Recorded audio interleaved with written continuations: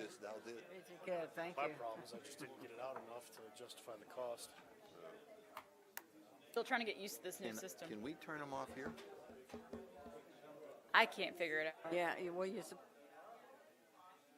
Oh, So if I want to talk to someone next to me, off.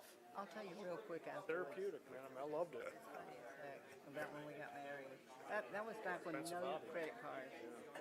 Oh, We're staying in this kitchenette restaurant. And I asked the lady where to go for a nice dinner. So she said the Carousel, where Jack Parr was on TV back then, and it was a beautiful glass floor, lights underneath it, and a big dance band, and Jack Parr. But that was a hotel on the Miami.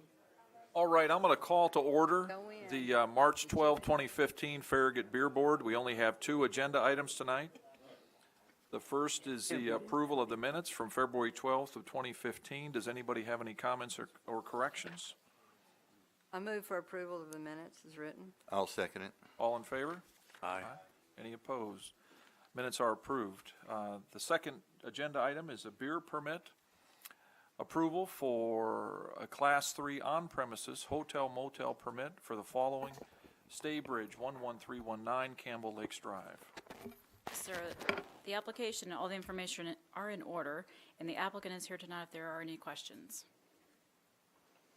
But does the applicant have anything they want to say at all? Not necessary. Does any member of the board have any comments or questions for the applicant? I'd like to ask them, when do we think the hotel will be open? We're shooting for May the 1st. It may be a little bit sooner. I was just talking to Allison that we're going to try to set up some type of job fair the 1st of April. And there'll probably be about 50 openings that we'll have. So, but right now it's anywhere from April the 23rd to May the 1st. Welcome to Farragut. We're happy to have you. It's coming along. Okay, is there a motion? I'll move for approval of Class 3 on-premise hotel motel permit for the Staybridge at 11319 Campbell Lakes Drive, subject to obtaining a certificate of occupancy. I'll second it. All in favor? Aye. Motion passes. That'll bring closure to the Farragut Beer Board, March 12, 2015. 3 minutes till 7. I run an efficient meeting.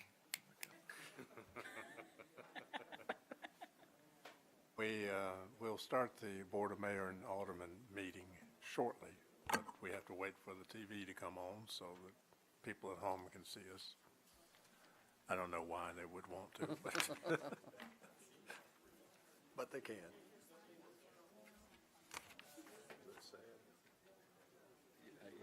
Oh, it was very expensive. I'm worried and about you, 'cause here's so what I said, well, what are we going to do? We need to get up and leave. Don't have a motorcycle, and you're watching our meeting. Haven't heard from Nixon either. Hey, Gary, you got an EAP hotline here. We got to get him to call in. Sure he is. Oh, man. I am. It'd be hilarious.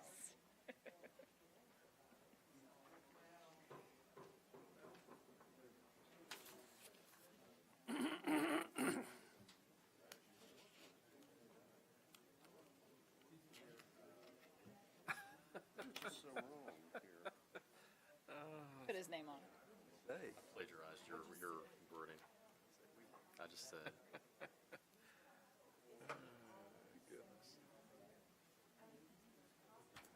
See how you articulate this. Carefully. Our angel was watching over us. But that was in Miami. It was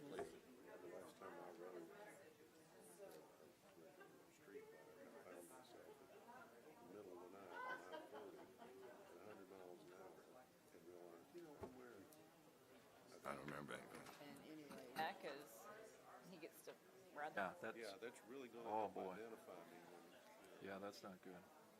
I tell you, It is just too tempting for me to go Yeah. way too fast. I was not to my life. Gorgeous hotel.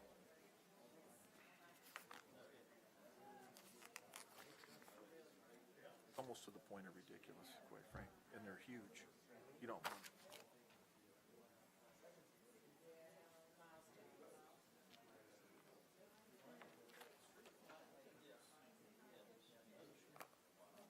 All right, it is 7 o'clock, and I'm calling this meeting to order, and we'll start by rising for a moment of silent prayer, followed by the Pledge of Allegiance.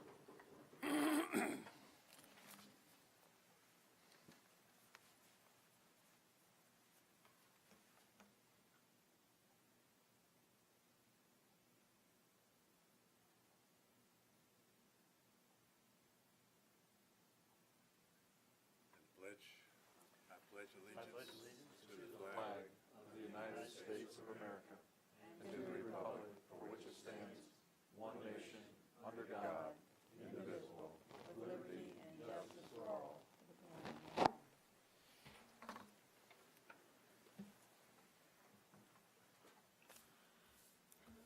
The next item on the agenda is the approval of the agenda. It's fairly short. What's your wish? I'll move. Move for approval. I'll second it. Favor say aye. Aye. Next item is mayor's report, and I can report that at least two of us went to Washington for the National League of Cities, what do they call it, congressional meeting, where we have an opportunity to, an organization, have an opportunity to recommend to Congress what kinds of actions that the towns and cities would like to see from the Congress. It's usually very interesting and sometimes bewildering, but nevertheless, it's a process that does work, and the recommendations are passed on to Congress, and what they do with them, you know, just you have to hope for the best, I guess. You want to add anything? Well, one of the main themes of the whole meeting was go local, because as towns and cities, we would like to have control, local control. We don't want the state and the federal government sending us mandates about what we need to do. We feel like we can do better locally, and so that's the whole idea of ideas to send to Congress, to go local. And I want to thank the town for giving me the opportunity to represent the town of Farragut. Thank you. Next item is Citizens Forum. Do we have anybody? We do have one speaker tonight. It's Patrick Mullen. All right. We need for you to go to the podium, give us your name and address. Good evening. My name is Patrick Mullen, and I live at 404 Moser Lane in Concord Hills, and I am the president of the Homeowners Association of Concord Hills, and I just wanted to come tonight and thank the town of Farragut for the outstanding job that they did during this recent ice storm and snow events to take care of all of Farragut, and especially our neighborhood, because it's very hilly and it's challenged, and we had several trees that were down and the roads were blocked, and it was outstanding to see the response of the town to come and remove those trees and keep the access open, and very limited impact to our neighborhood even through all that ice and storm. So I'm very thankful to have a community that's able to take care of our needs, and this especially shout out to Bud McKelvey and the outstanding job that they do with their snow removal. So just wanted to say thank you and appreciate what all you do for our community. Well, thank you for coming and speaking like that. As I understand it, the town got a lot of calls from people praising what the town did, and if you did get out in it, and of course the streets were pretty well cleared out in Farragut, you'd probably run into places where it wasn't that way, including Parkside Drive, and I did experience that. So we try to do the best we can. Fortunately, we're small enough to be able to hit everybody, I think. So appreciate your coming and praising the town. It's well deserved. Thanks. Thank you. Thank you.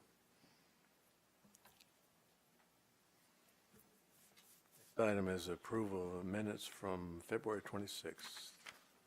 I will make an alternate motion for approval with one small correction. All right. I believe I arrived at 7:08, not at 7:10. I will note the correction. Oh, man. That's a motion. I'll second. All in favor, say aye. Aye. 2 minutes really meant a lot, didn't they? I just want you to know I actually read those minutes sometimes. Actually, by my watch. by Apple time, anyway. But you know, his Apple phone says is 2 minutes different from mine. Go figure. Imagine that. Yeah.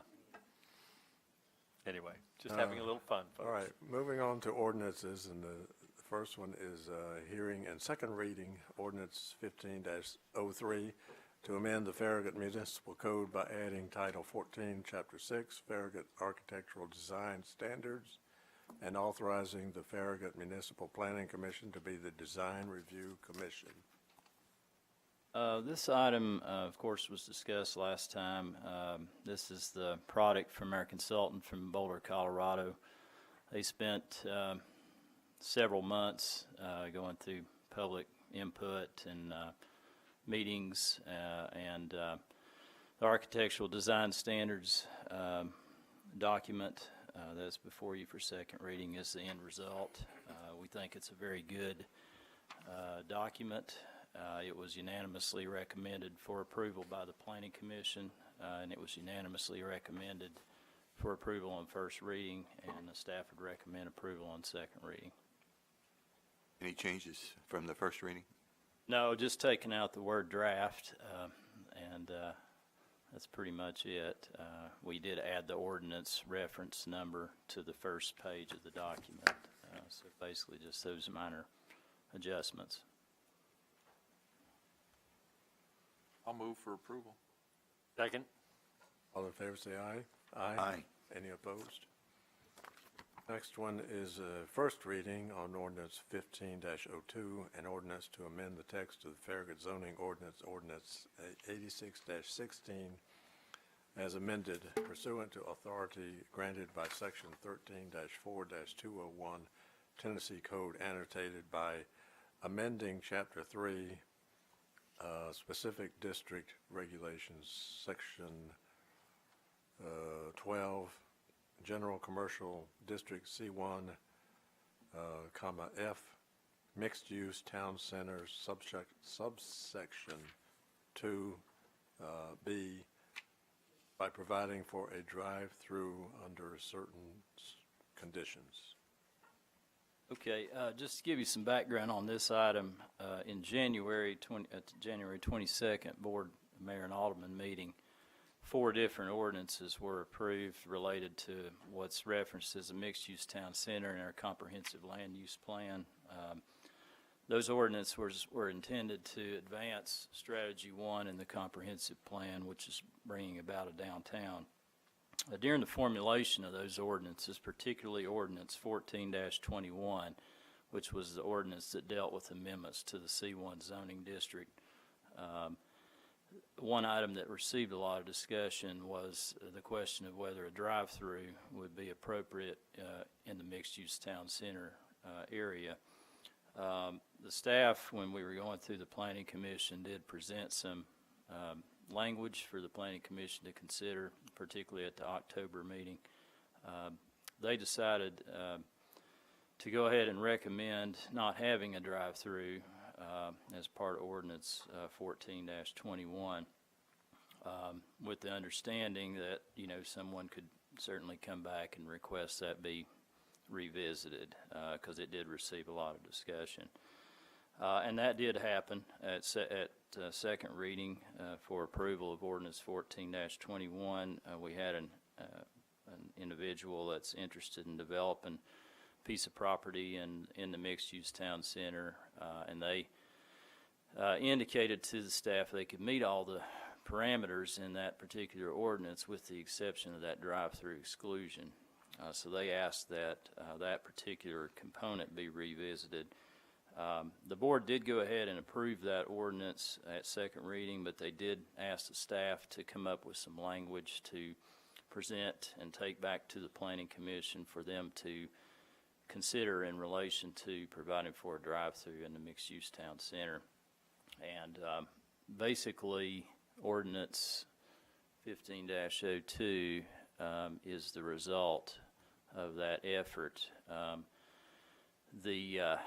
Those are the 6 different parameters that, for a drive-through to occur on a piece of property in the mixed-use town center, it would have to satisfy those 6 parameters. And this is for, restaurants, cafes, those kind of uses. There were a couple of modifications that were made by the Planning Commission from the staff's original document. The first was they added a minimum of 2 acres. That language was not in the original staff presentation.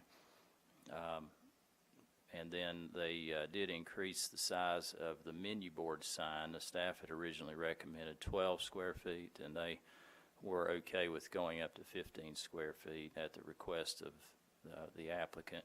The reason for the 2-acre lot size was to provide for enough physical space for an entity to be able to meet the other parameters that are provided for in that ordinance, particularly since this is restaurant uses that usually have a lot of parking, so you'll need that extra space in order to really give you the room to maneuver and be able to screen those drive-through lanes and meet those parameters. So that was the logic behind the Planning Commission's adding that provision in that particular ordinance. At their meeting in February, they did recommend unanimously to approve ordinance 15-02. I'll be happy to answer any questions you may have, and I can show you a site designed by the applicant that requested this to be revisited that somewhat demonstrates compliance with those different parameters.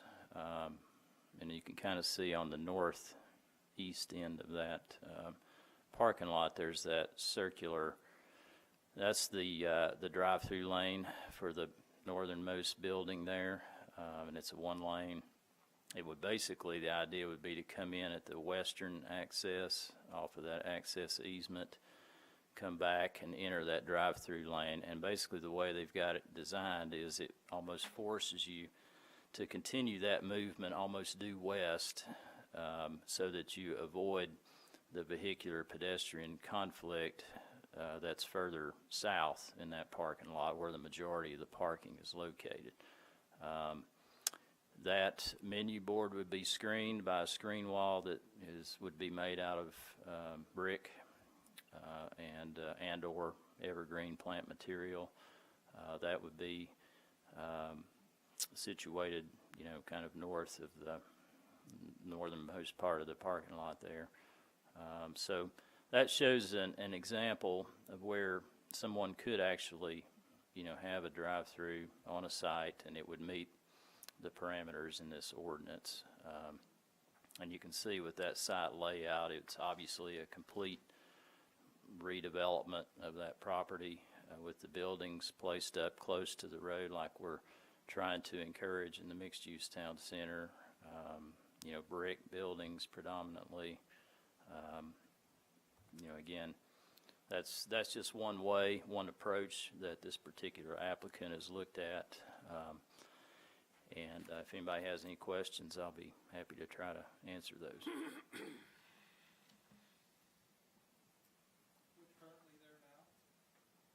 It's the former Silver Spoon restaurant.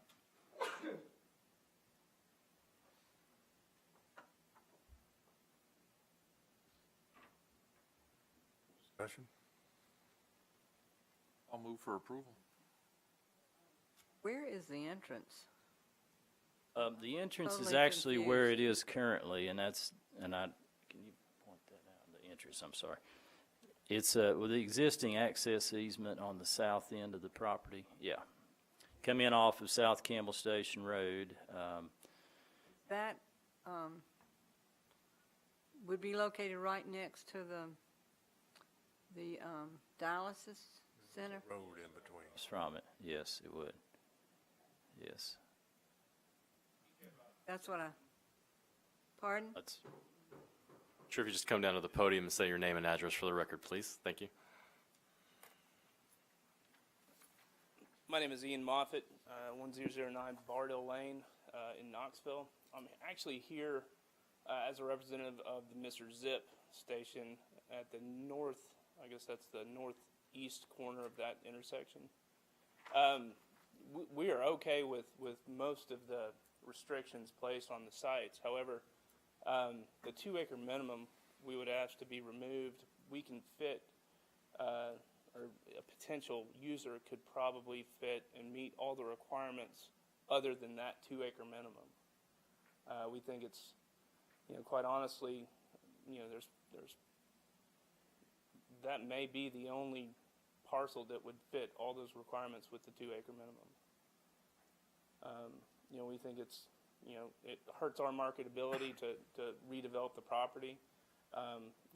We've worked with Mark quite a bit to try to massage the language so that it's, somewhat hard to make it happen, but also doable. But we think that, if the 2-acre minimum was removed, then we would actually have a greater chance of getting that property sold and redeveloped.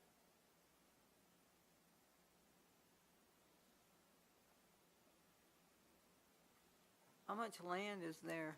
It's 1.24 acres.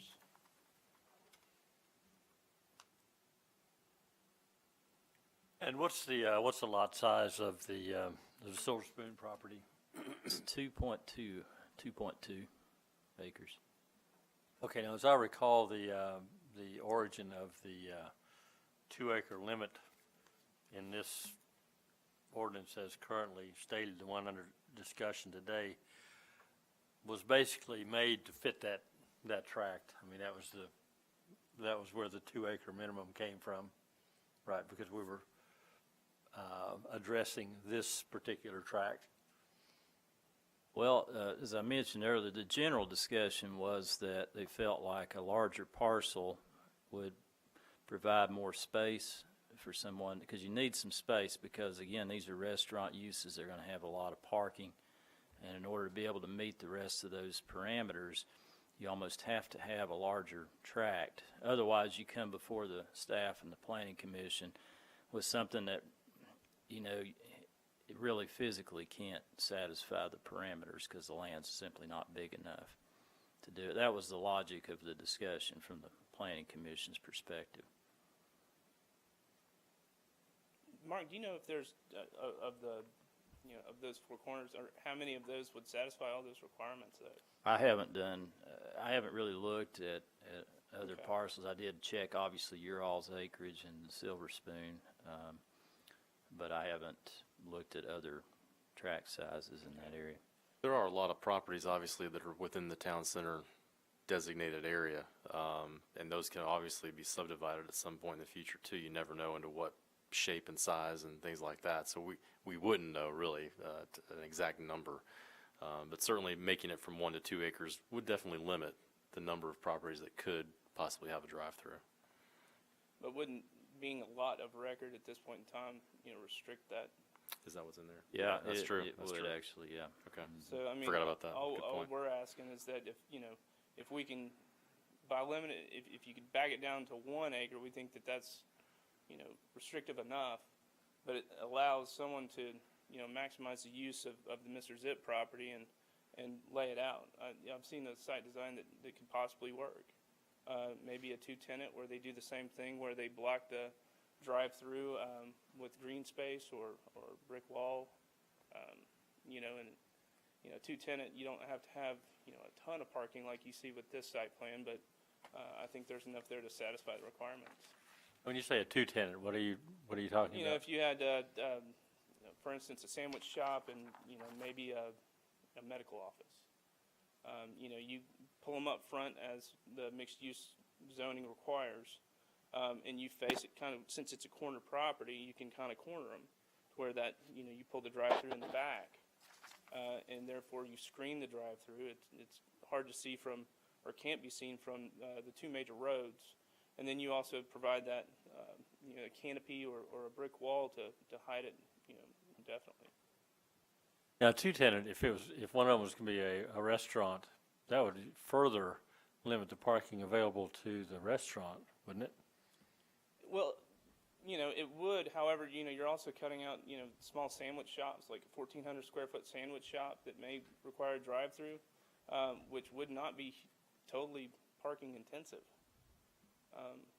Again, there are quite a bit of other uses that we could probably handle on that site that, would like to have a drive-through but have to pass if it's not available.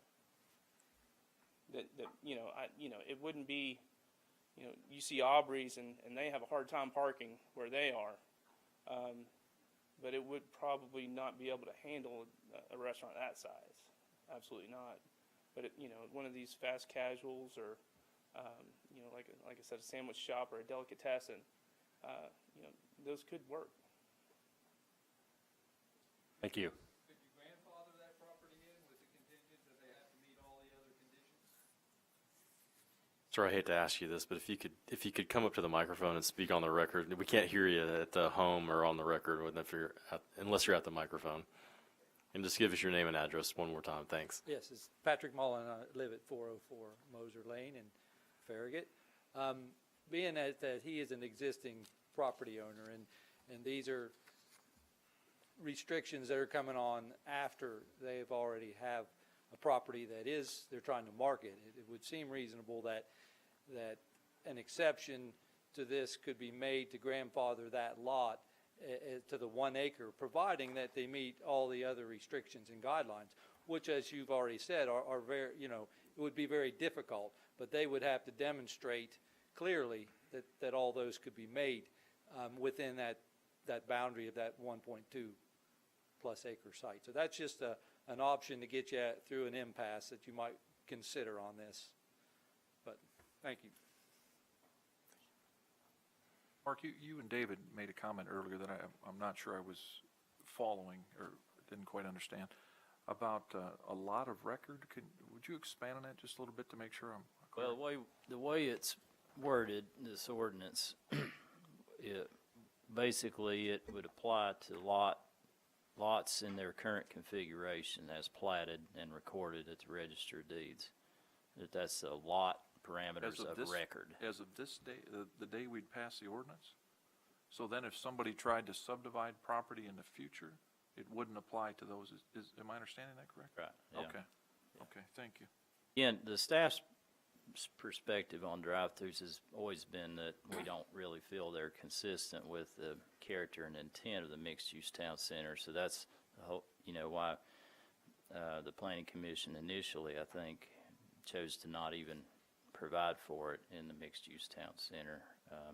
But I feel pretty good about these parameters that if, a site that could demonstrate compliance with all those parameters, I think you would certainly lessen any potential adverse impacts that a drive-through could have on kind of a downtown look and feel. And I think that physical space of the larger lot was a good point by the Planning Commission. But again, that was something that the Planning Commission changed from my original proposal. I did not have the 2 acre lot size minimum in the original draft. Did you have any lot size in your original draft? Well, the lot sizes, it would just be governed by the zoning district, which is 1 acre.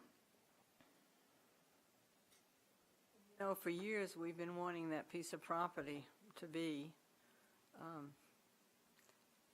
developed. I'm having a hard time maybe not saying we have to have 2 acres. I mean, I know that that's going to be our town center, but it certainly is an eyesore right now, and we've waited for years and years to get it developed. I think we may need to rethink this. Well, and another thing to consider is, yes, we'd all love to see a lovely walkable downtown, but Farragut is not a walking town. Farragut is a car-centric town, if ever there was one, and I'm not saying that's good or bad. I'm just saying that's what it is, and that's what the the development agenda has typically been, that's what's succeeded, that's what seems to be wanted. So we don't know. I mean, we're trying to create something that we don't even know if there's a market for it, and to try to impose that onto something really kind of going against the current and the grain and the established pattern in town. I think I'm having a little trouble arbitrarily placing a restriction on a piece of property that that a knowledgeable developer and property owner thinks could be more marketable if a drive-through is allowed on it. So I would have a hard time. I think I'm having some trouble arbitrarily placing that restriction on the Mr. Zip property as well.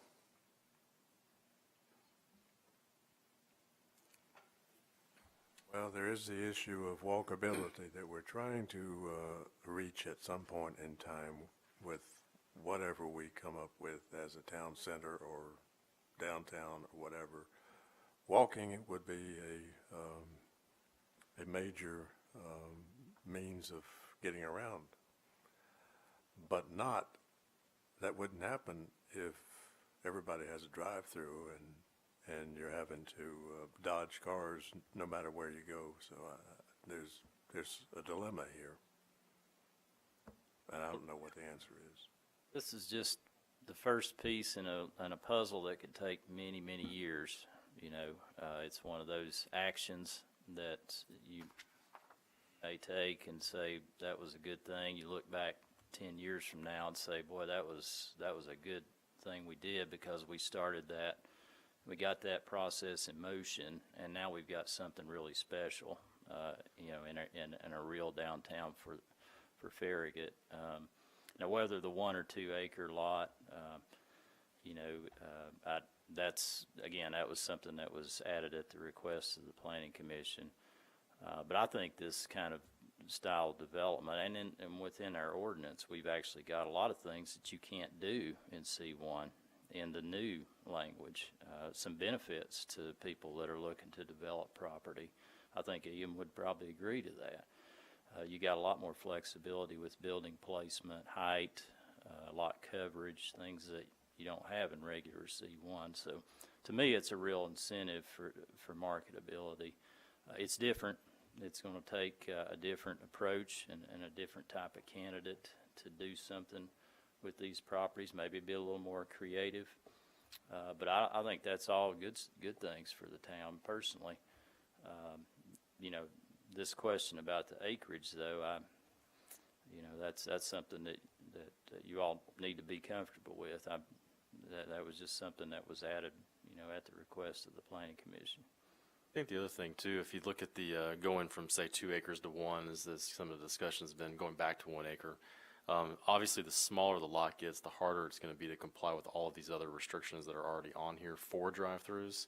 And so that's going to be a challenge to find a 1 acre property that can actually meet all the other requirements as well. So they may be able to, and they may not be able to, based on the rest of the ordinance, the way it's written too. So, you know, I think, again, if you took it out from 2 acres back down to 1 acre, there may still be enough restrictions in the ordinance to govern making sure that it meets the intent of what really we're trying to get accomplished.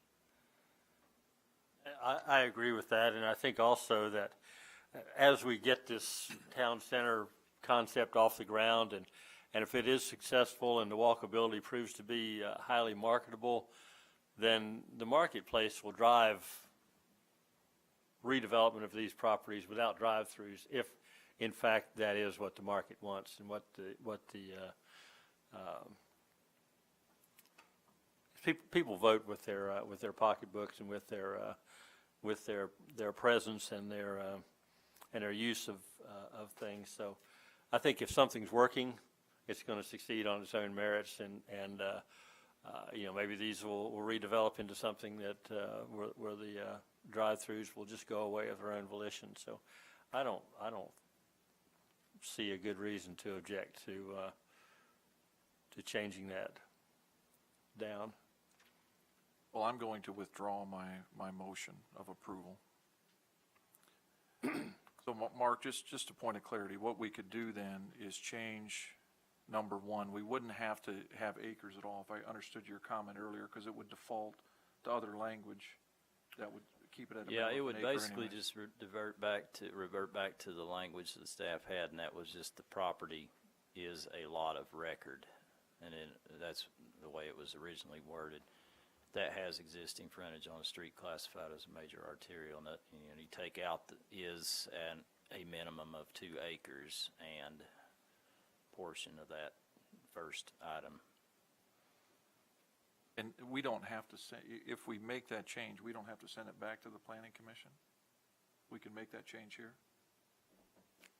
That's not a substantial enough change, and they've already considered the lot size. We know what their recommendation would be.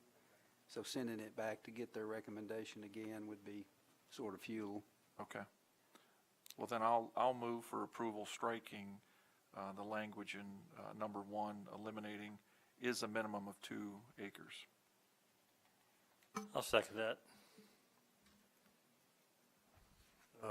Call the roll.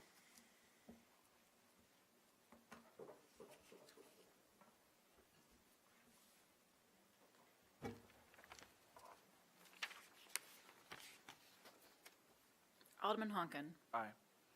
Alderman LaMarche. Yes. Alderman Markley. Yes. Alderman Pinchot. Yes. Mayor McGill. No. Motion passes 4-1.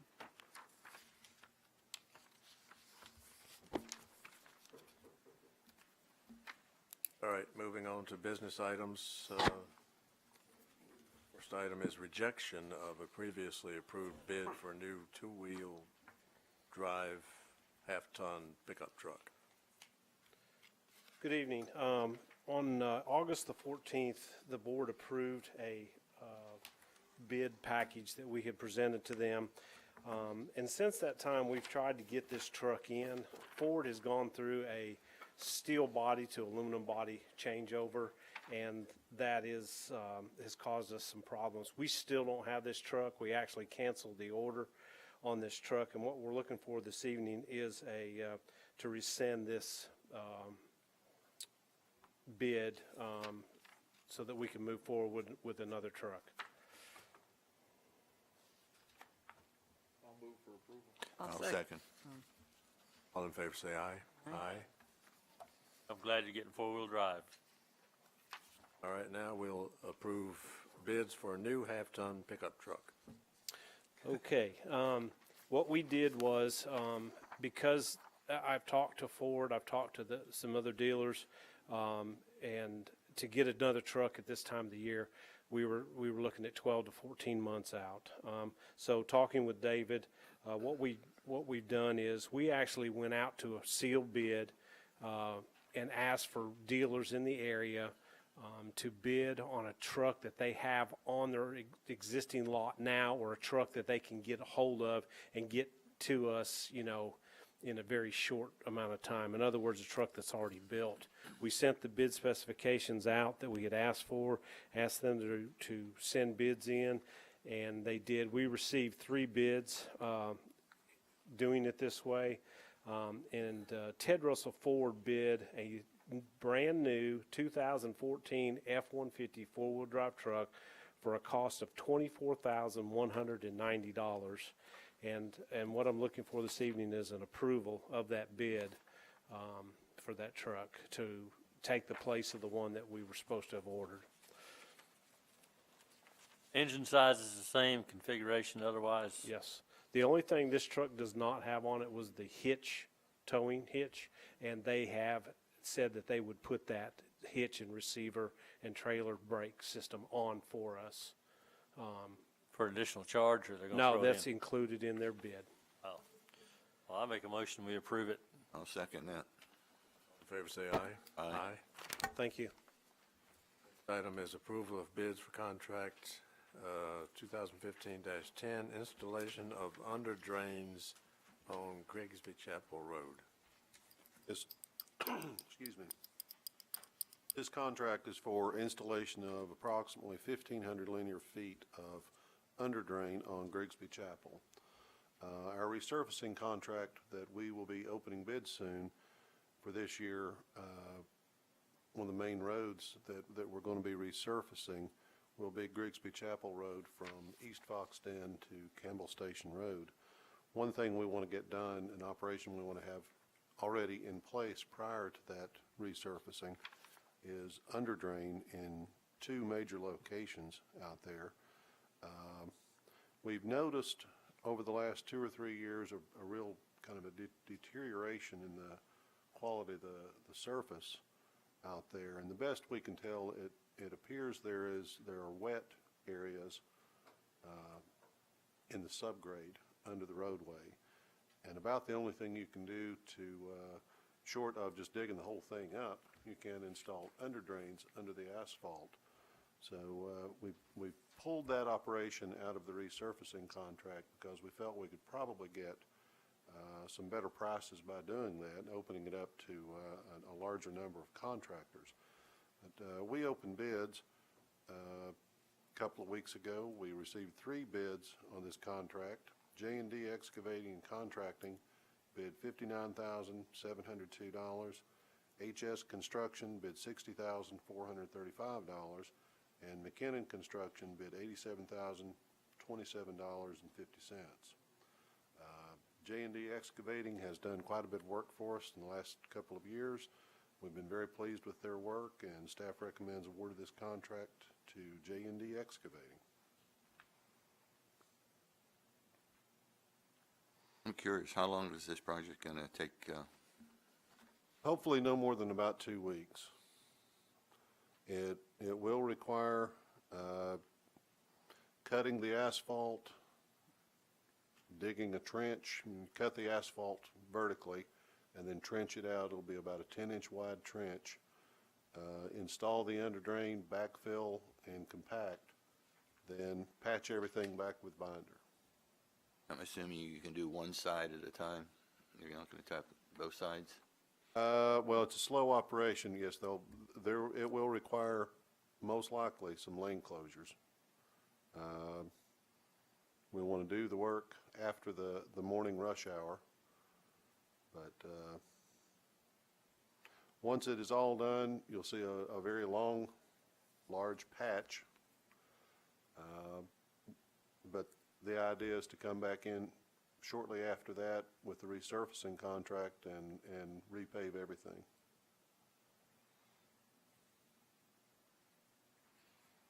Did I read it right? This is 1.5 inches wide by 12-inch high corrugated. It's a 12-inch high. It's 1.5 inches wide by 12-inch high. It's just a slotted corrugated plastic pipe. It's a great product. We've used it in the past. It's wrapped with a geotextile fabric to keep it from plugging up. It's installed on edge and then backfilled with stone and binder. So you need a 10-inch trench so you can properly backfill and. Yeah, it's hard to. It'd be great if you could do it with a narrower trench. Problem is you can't compact it very well with that. Right. So we felt that was about as narrow as we could go and still get compaction. Pretty ingenious. Do we have control on when this project's going to take place? Which month school's out? It's actually going to be done in May.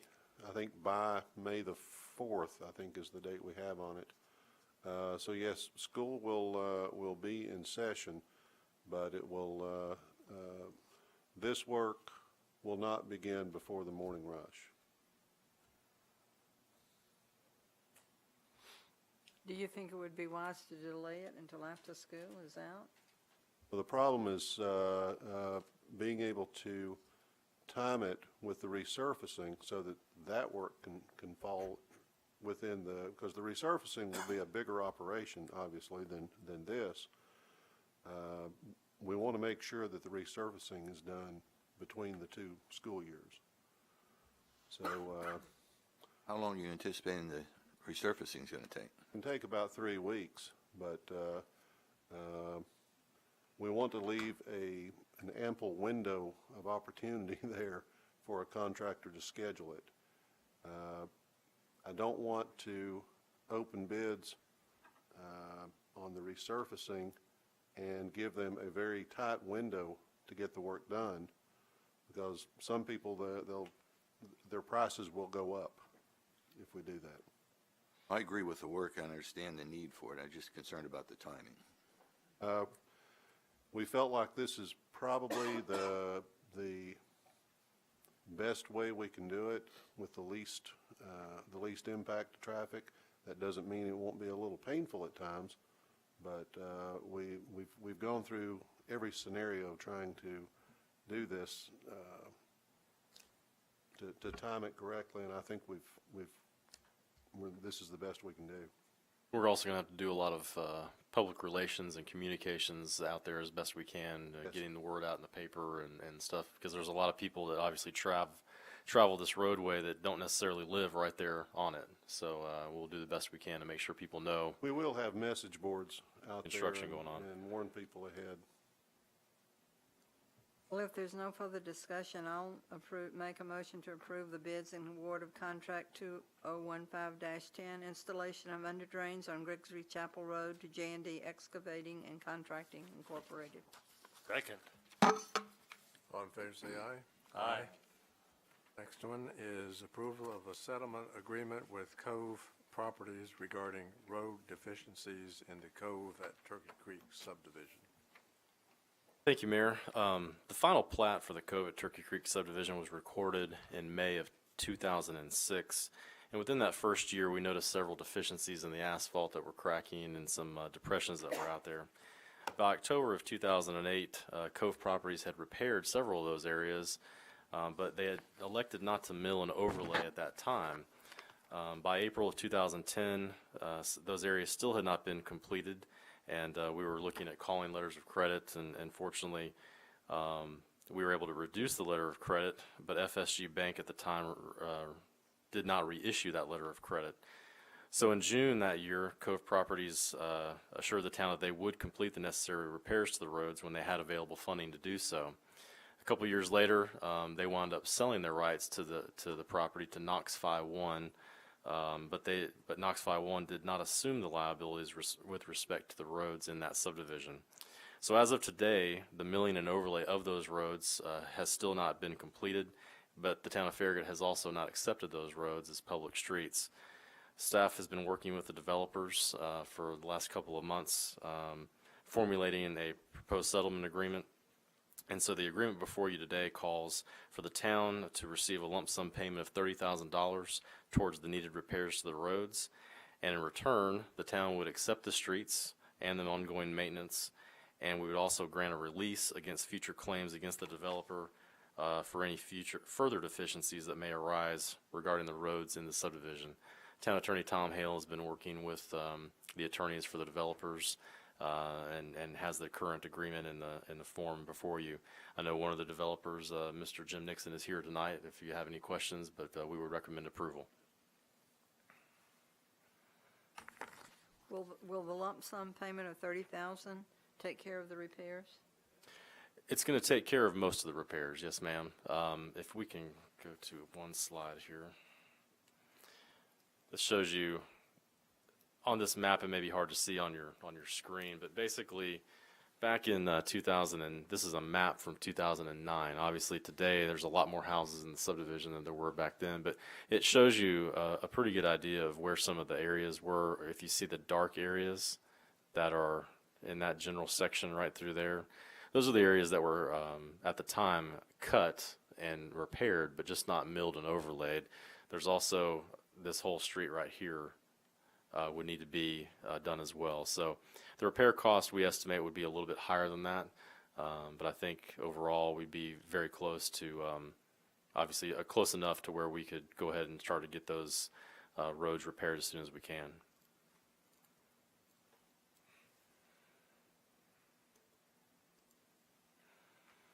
If there's no more discussion, I'll make a motion to approve the settlement agreement and release between the town of Farragut and Cove Properties, the developers of the Cove at Turkey Creek subdivision.